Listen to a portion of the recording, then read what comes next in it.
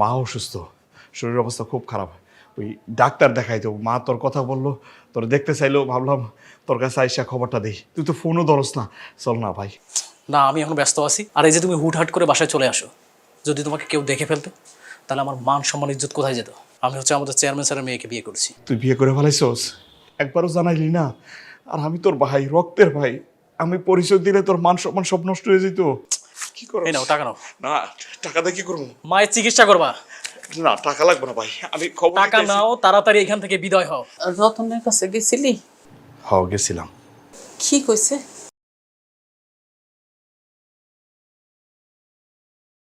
তোমার পোলা কইছে সে আইতে পারবো না, ব্যস্ত। তোমার অসুস্থতার কথা শুনে সে টাকা দিয়ে দিচ্ছে। আইতে পারবো না কইছে? মা, ওই কথাই কইছে। আমাকে রতন আর রতন নাই কুমা, সে ছোটবেলা বাপ মারা গেছে।